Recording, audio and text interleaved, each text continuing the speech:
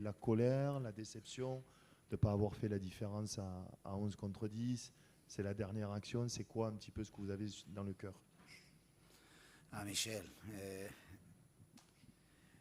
prima della partita penso che tutti pensavano che oggi era sicuro che perdevamo. La squadra, ve l'ho detto giovedì in conferenza stampa,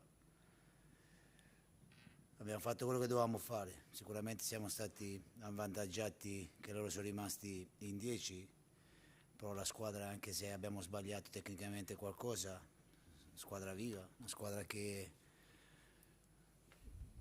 potevamo vincere, però non posso dire niente alla squadra oggi.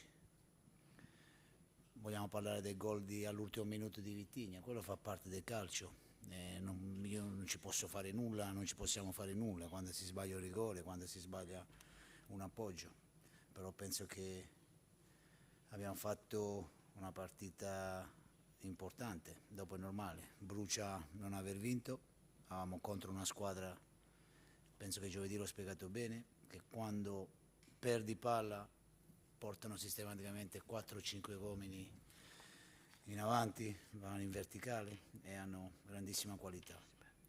E rammarico, c'è grande frustrazione sicuramente. Alors, je pense qu'avant le match, tout le monde pensait qu'on perdrait à coup sûr. J'en avais déjà parlé jeudi. Honnêtement, on a fait ce qu'on avait à faire. Après, c'est vrai qu'on peut penser au fait que voilà, ils étaient à 10, donc on aurait pu l'exploiter mieux. C'est vrai qu'il y a eu quelques erreurs techniques, mais après, je pense que l'équipe vraiment a montré qu'elle était en vie. On aurait pu l'emporter. Donc moi, j'ai rien à dire à mes joueurs.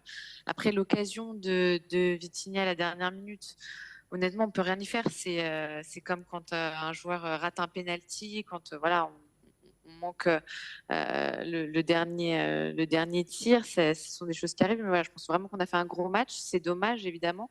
Ça me reste un peu en travers de la gorge. Mais après, voilà, on savait aussi la manière dont joue Monaco. Ils ont toujours, dans cette phase, 4-5 joueurs portés vers l'avant, vraiment très vertical. Donc, c'était difficile. Donc, c'est vrai que voilà, il y a de la frustration, mais il y a aussi ça qui reste. Bruno. Coach, bonsoir.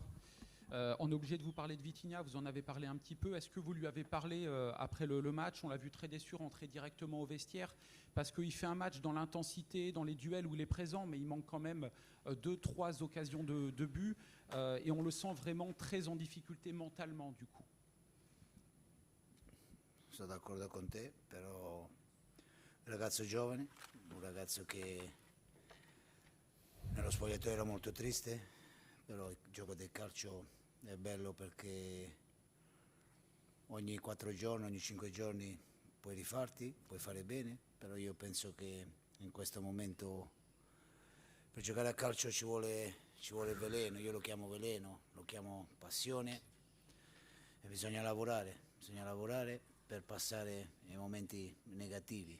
E penso che in carriera tutti attraversano momenti negativi e quando se stai bene mentalmente, se hai voglia di migliorarti, e penso che lui è un ragazzo giovane e deve pensare a questo. Sta vivendo un momento negativo, però ha tutto per potersi rifare e solo col lavoro si può rifare.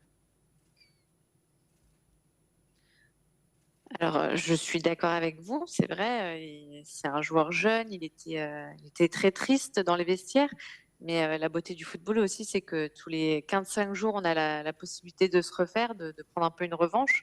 Donc voilà, moi, ce que je dis toujours quand on joue au foot et pour jouer au foot, il faut ce que j'appelle le venin, la passion.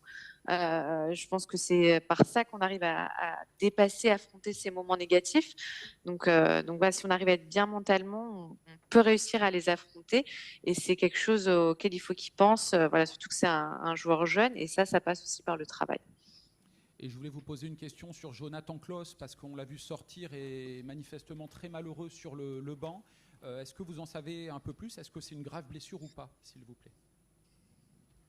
Io mi devo fidare dei giocatori, io non so, ho parlato con il dottore, sembra che non sia una cosa grave. Alors, je dois faire confiance aux joueurs. J'ai parlé avec le docteur. A priori, ce n'est pas quelque chose de grave. Xavier. Ouais, bonsoir coach. Juste là. Votre équipe, elle ne perd pas. Franchement, l'état d'esprit, il est plutôt là. Mais l'OM fait du surplace. Il y a trois matchs nuls d'affilée. Est-ce que ça vous inquiète ou pas forcément? Merci. Noi siamo questi in questo momento, non ci piangiamo addosso, guardiamo avanti. Abbiamo pareggiato con Rennes, abbiamo preso i rigori, abbiamo pareggiato con lo Strasburgo, abbiamo pareggiato oggi. Bisogna guardare avanti. Il problema è che in questo momento io penso che più di questo oggi non potevo chiedere alla mia squadra.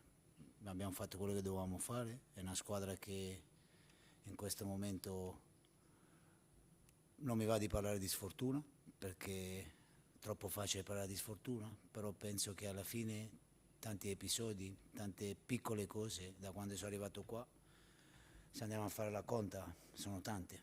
È per questo che non voglio parlare di fortuna. La fortuna una squadra se la va a cercare, i giocatori se la vanno a cercare, uno staff tecnico se la vanno a cercare. E noi penso che non siamo bravi abbastanza in questo momento di poter dare quella girata et de faire cambiare questa stagione. Alors, je pense que c'est un peu la représentation de ce qu'on est à l'heure actuelle, mais il faut vraiment qu'on regarde vers l'avant. C'est vrai qu'il y a eu le nul contre Rennes, après on a été éliminé au tir au but, le nul contre Strasbourg aujourd'hui, mais honnêtement, je ne pense pas aujourd'hui que c'était possible d'en demander plus à mes joueurs. Ils ont fait ce qu'il y avait à faire. J'ai pas envie de parler de malchance, ce serait trop simple, mais depuis mon arrivée, je pense qu'il y a beaucoup de choses qui jouent sur des détails, sur des petits épisodes. Donc tout ça accumulé, ça fait quand même beaucoup.